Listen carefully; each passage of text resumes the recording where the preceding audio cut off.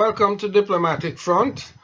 I am Ambassador Richard Bernal and Professor of Practice at the Sir Arthur Lewis Institute of Social and Economic Studies at the University of the West Indies. I will be hosting this program on major international issues. The objective is to go beyond the information of what happened and when, and to provide an analysis which explains why and what were the major personalities and trends which influenced these events. China has been a large source of investment and development loans for developing countries in the last 10 years. Indeed, China is the largest source of development assistance to Latin America and Africa. In addition, China is not only the largest recipient of direct foreign investment, but it is also the second largest source. Countries in Latin America and the Caribbean have a large infrastructure deficit. They have not been able to fund this deficit from their own resources, either from the public purse or from private investment, local and foreign. Faced with this dilemma and also confronting in many cases a decline in development assistance from Western countries, the governments in Latin America and the Caribbean have borrowed from China. These loans are given at rates which are similar to those provided by the World Bank and the Inter-American Development Bank.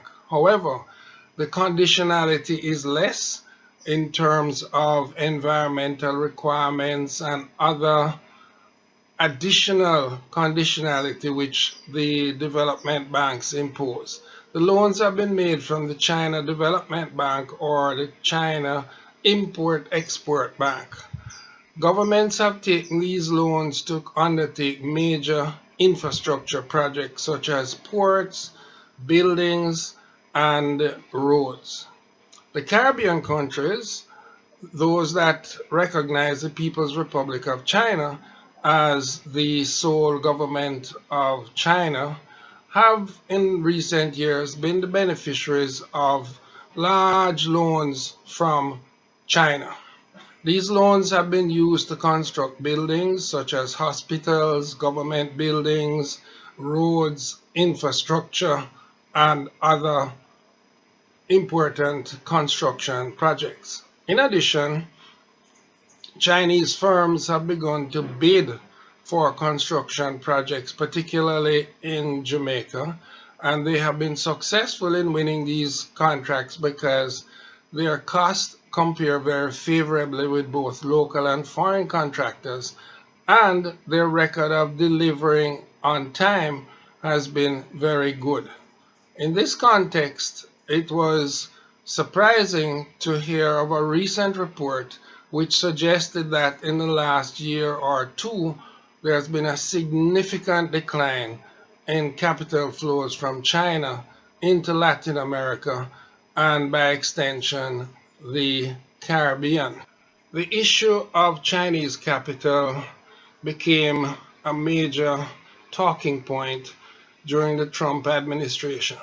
The Trump administration sought to discourage governments, particularly in Central America and South America, from borrowing from China.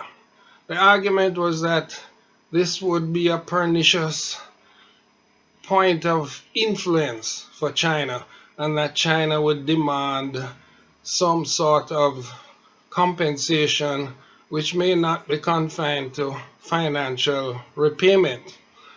The countries, however, continued to borrow.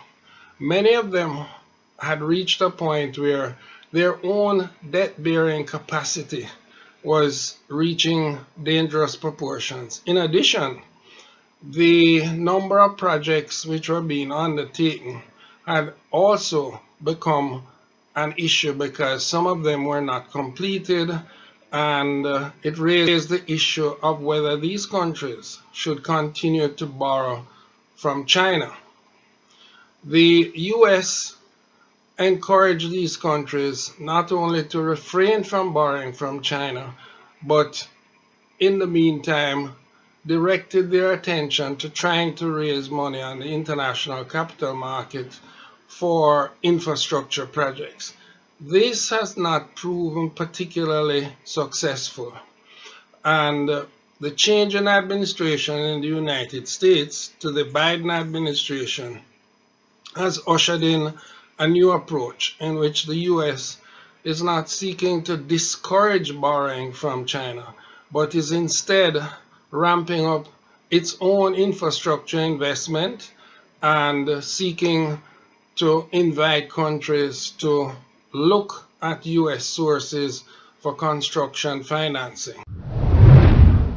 I'm very pleased to welcome Margaret Myers of the Inter-American Development Dialogue in Washington, D.C. She is an expert on many aspects of China's policy, in particular, China's relations with Latin America and the Caribbean. She studied at the University of Virginia, the George Washington University, the Johns Hopkins University, and did research at the Nanjing Center in China. In her early career, she worked with the Department of Defense and also in the private sector. More recently, she is the director of studies on Latin America and Asia at the Inter-American Dialogue. The Inter-American Dialogue is a leading think tank in Washington, specializing in US, Latin America, and Caribbean relations.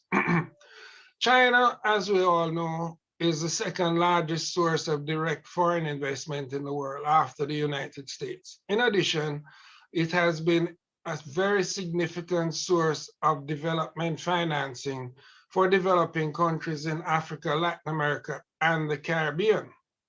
Recently, Margaret Myers published a paper at the Inter-American Development Dialogue, which gave an overview of Latin American China capital flows in the last year. And disturbingly, it revealed that there was no new significant capital flows from China to Latin America. This obviously is of concern to everyone. And I want to invite Margaret to tell us what are the main conclusions of her recent paper. Well, first of all, thank you so much, Ambassador Bernal, for the kind introduction and for the invitation. It's really quite an honor to be here with you.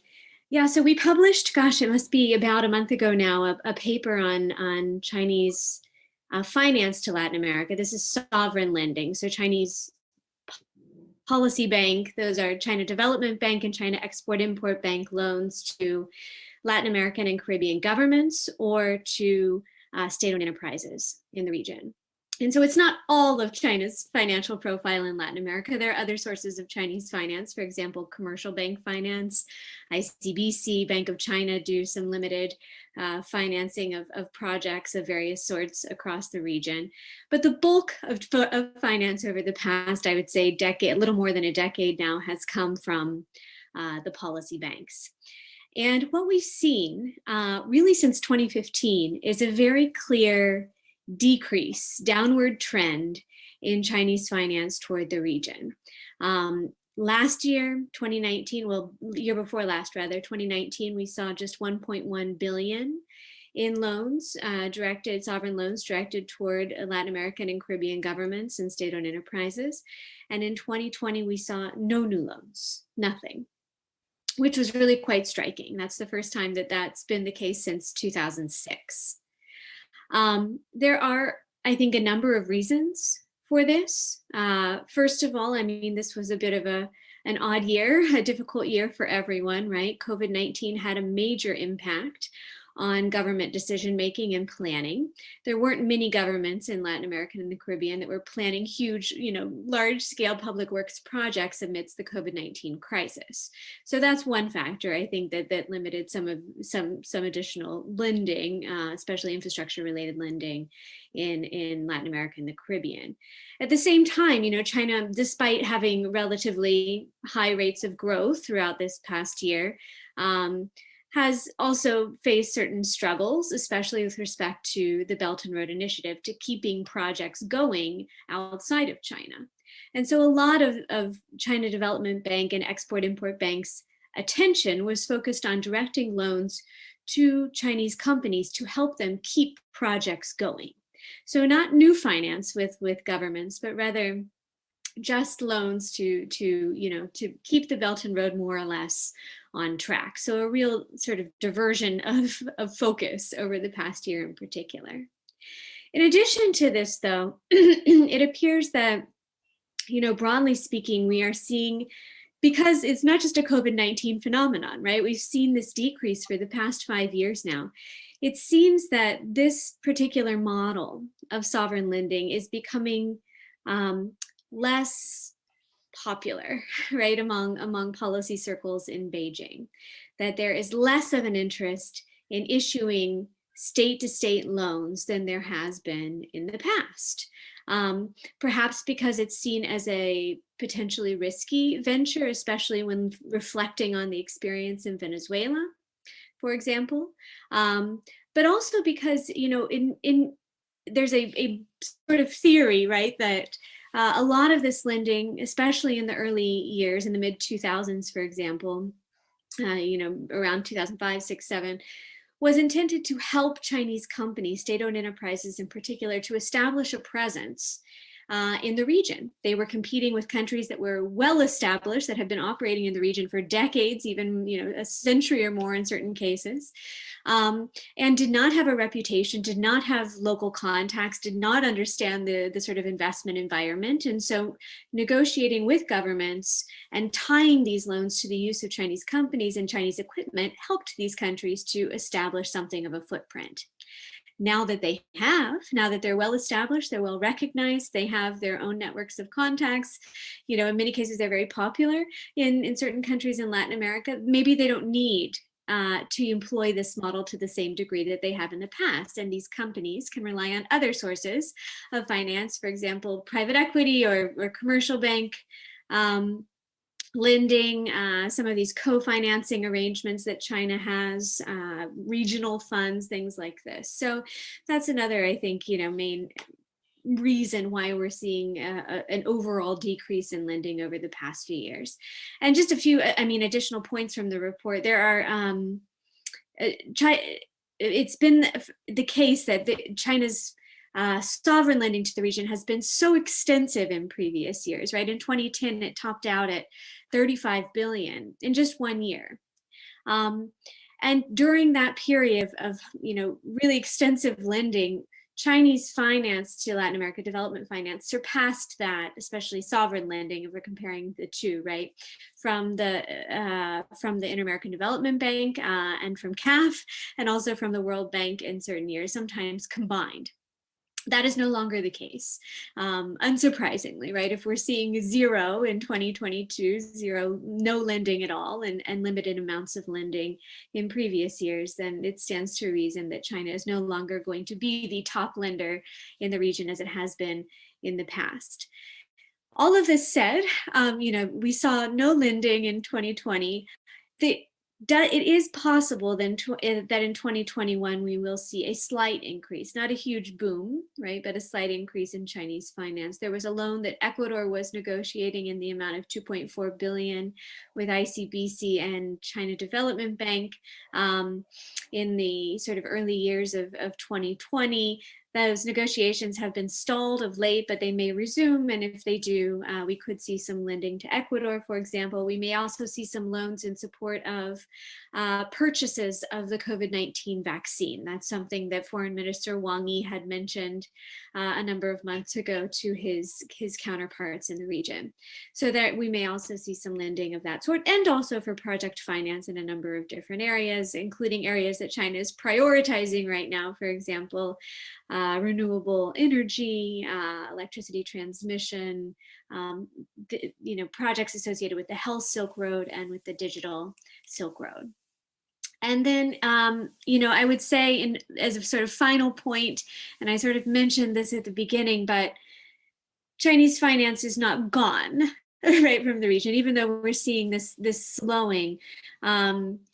there are other sources of finance that are really quite important. And we have seen indeed activity from China's commercial banks, from China's regional funds, such as the China Latin America Cooperation Fund, the China Latin America Industrial Capacity Fund, these sorts of funds that do sort of private equity related projects across the region. Though that's all still happening, but at much lower rates, right? The numbers are much smaller for those loans, and they're really looking for extremely bankable projects. So we're in competition with a lot of other investors. So we're never going to see, I don't think, those same numbers that we saw, for example, in 2010, 35 billion in 1 year, or even something approximating that. The Latin America Caribbean region has a huge infrastructure deficit, so there is likely to be a continuation of demand for Chinese financing. However, many of the countries have got themselves into difficulties with debt servicing and also with absorptive capacity. That is, they still have some outstanding loans which haven't been fully implemented. I believe this is part of the problem. I think you're probably right. And China is looking, of course, at its own portfolio, and also grappling with the a lot of accusations about debt trap diplomacy and predatory lending, and so hoping, looking to in the future to ensure that whatever is lent is used well, and doesn't, I think, ideally place governments in a worse situation than they would have been otherwise. So I think there is really quite a lot of attention being paid to that of late, and is a look at various regions across the world and the extent to which these projects have been successful, and the effects on debt related burdens across the globe. Do you sense that there is a shift in China's policy in how they integrate and outreach in the global economy? I think, at present, what we're seeing, I mean, just in terms of economic outreach, then there are all other sorts of outreach. But in terms of economic outreach, what we're seeing in the Latin American and Caribbean region, which is, of course, where I focus most extensively, is a sort of tapering of engagement, right? So looking for really much more high quality projects, much more bankable projects that will generate a quicker return on investment than what we've seen in the past, and also a very clear focusing in a handful of sectors, some of which I mentioned earlier, right? And a lot of which have to do with China's priorities at home. And by that, I mean some of the industries that have been prioritized, financed, supported as part of China's own stimulus measures. And a lot of this, there's a term, new infrastructure, right, that China has used quite extensively over the past year amid the COVID crisis. These are the industries that China purports to support at home and eventually abroad to help China to recover economically, but also to take advantage of some industries in which China has developed really an extensive competitive advantage, right? And those include a wide range of sort of tech-related industries, technologies that will be exported, services that will be exported, but also a huge focus right now on green technologies, on renewable energy in particular, with climate change obviously in mind, but also given the many advances that China has made in those particular areas. In other cases, what the Belt and Road Initiative is composed of 5 linkages, right?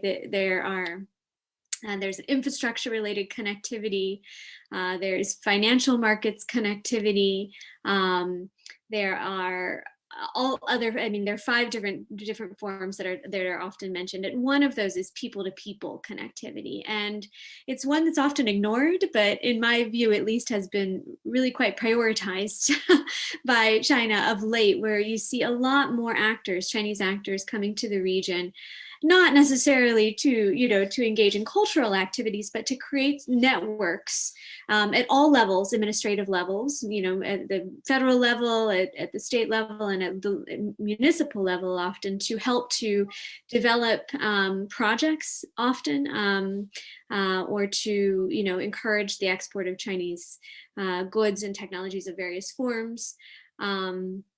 And so that's another, I think, area where we're seeing a bit of a difference in the way that China is engaging, just a really remarkable increase in the number of actors that are entering the region to promote a range of objectives, most of them commercial in nature.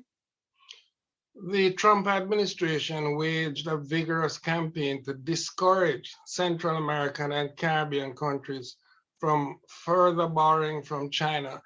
Is this a factor in the slowdown of Chinese lending in the Central America Caribbean region? I mean, Central America, the finance there has always been a bit more limited because so many of those countries are diplomatically aligned with Taiwan, of course. Nevertheless, we have seen some finance, for example, in Honduras, and certainly among those countries that cut ties with Taiwan, usually immediately after their decision to do so. In the Caribbean, and of course, as you've documented many times over, there have been many instances of financial interaction, with Jamaica being a main recipient of Chinese finance, along with a range of other countries. But I think, frankly, a lot of the pressure on China coming from the Trump administration has had an effect, I think, to a degree on certain projects and on the success of certain projects, and decisions among various governments to choose Chinese companies to engage in certain. But one primary example is in Chile with respect to the undersea Pacific cable, which was originally supposed to be a Huawei project, and as a result of U.S. pressure became an NEC, a Japanese project instead. There are also examples in Panama where you do see, we saw a number of projects, upwards of 16 infrastructure projects being developed after Panama cut ties with Taiwan. And since then, a number of those have been canceled, presumably as the result of US pressure. But in general, my sense is that there has been this downward trend preceded a lot of the sort of Trump narrative on debt trap diplomacy, or just criticism of Chinese lending practices in Latin America and the Caribbean and globally. So I think there's more at play, obviously, than just the Trump factor, but certainly there has been an effect on deal making in the region in certain very particular instances.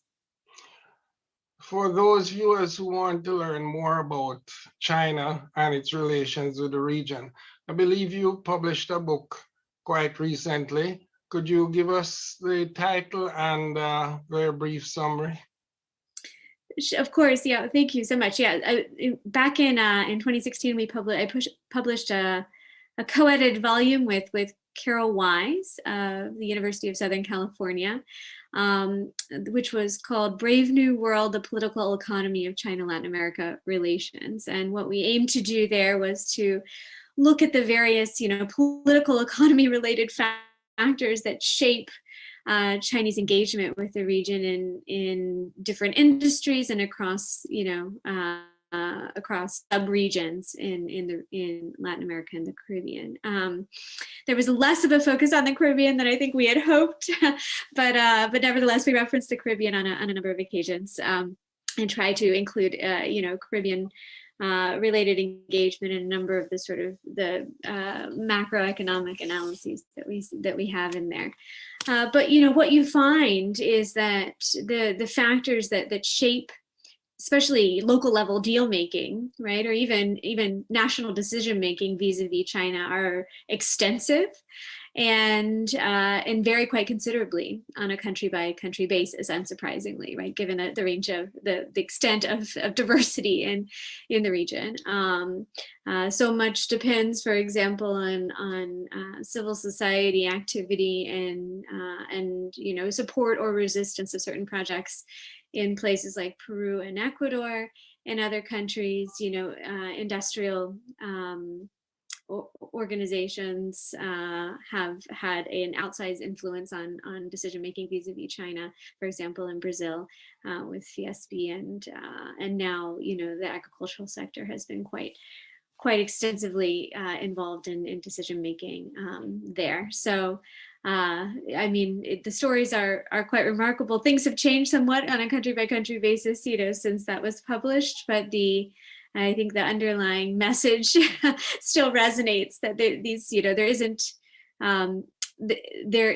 there are a lot of factors, both international now, with the US very much involved in this sort of triangular dynamic related to China's own policy at home, but certainly conditions in Latin American and Caribbean countries affect outcomes all of the time with respect to China.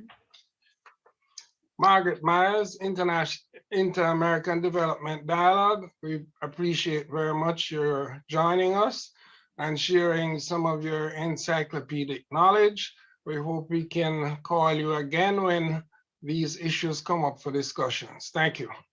Thank you so much. I thank our global audience for joining us today and invite them to reconvene with me for the next interesting discussion on diplomatic front.